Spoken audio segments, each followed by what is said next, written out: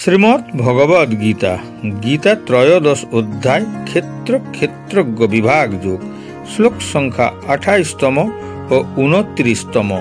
এই শ্লোকের সম্পূর্ণ বিস্তারিত ব্যাখ্যা।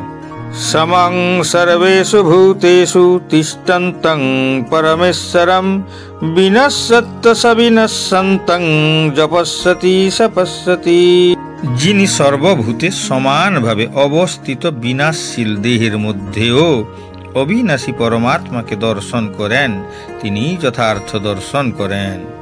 সাধু সঙ্গের প্রভাবে যিনি দেহ, দেহী বা জীবাত্মা ও জীবাত্মার বন্ধু এই তিনটি তত্ত্বের সমন্বয় দর্শন করতে পারেন, তিনি যথার্থ জ্ঞান লাভ করেছেন। যে পরমার্থিক বিষয়ে প্রকৃত জ্ঞাতার সঙ্গ থেকে বিমুখ, সে এই তিনটি জিনিসের দর্শন থেকে বঞ্চিত। যারা জ্ঞানীর সঙ্গ লাভ করে না, তারা অজ্ঞ হয়ে থেকেই যায়। তারা কেবল দেহটি দর্শন করে এবং দেহটির যখন বিনাশ হয়ে যায়, তখন সে মনে করে যে সব কিছুই শেষ হয়ে যায়, কিন্তু প্রকৃতপক্ষে সেটি তা নয়। দেহের বিনাশ হলেও আত্মা ও পরমাত্মা উভয়ই বর্তমান থাকেন এবং তারা অনাদিকাল ধরে অসংখ্য স্থাবর ও জঙ্গম শরীরে ভ্রমণ করতে থাকেন। আত্মা হচ্ছে দেহের প্রভু এবং দেহের বিনাশের পর তিনি অন্য একটি রূপ গ্রহণ করেন। পরমেশ্বর শব্দটিকে পরমাত্মা বলে অন্যেরা ব্যাখ্যা করে থাকেন। দুটি ক্ষেত্রেই পরমাত্মা ও জীবাত্মা উভয়ই বিরাজ করেন, তাই তাদের বিনাশ হয় না। এভাবেই যিনি দর্শন করতে পারেন, তিনি প্রকৃতপক্ষে কি ঘটেছে তা বুঝতে পারেন।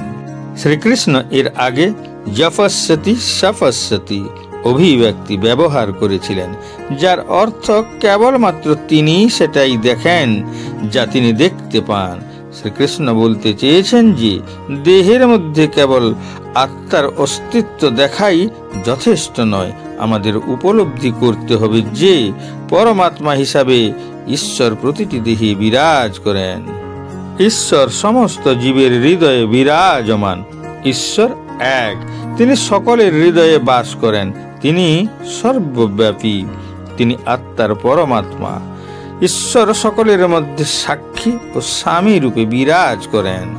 ঈশ্বর অবিনাশী এবং সবকিছুর ঊর্ধ্বে, তিনি সমস্ত জীবের হৃদয়ে বাস করেন। পরমাত্মা সর্বদা আত্মার সাথে থাকে, কারণ এটি জন্ম ও মৃত্যুর চক্রে এক দেহ থেকে অন্য দেহে ভ্রমণ করে। সমস্ত জীবের মধ্যে ঈশ্বরের উপস্থিত অনুভব করা যায় এবং এটা কিভাবে একজন সাধকের জীবনকে পরিবর্তন করতে পারে, শ্রীকৃষ্ণ তা পরবর্তী শ্লোকে ব্যাখ্যা করতে চলেছেন।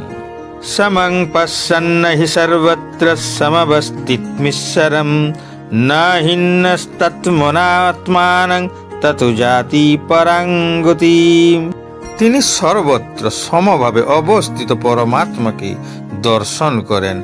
তিনি কখনো মনের দ্বারা নিজেকে অধঃপতিত করেন না। এভাবেই তিনি পরম গতি লাভ করেন। মনের স্বভাব হলো সুখ কামনা করা, আর প্রাকৃতিক শক্তি যখন সকল সুখের আধার, তখন পার্থিব সুখের প্রতি আগ্রহ ব্যক্ত করাই মনের কাজ।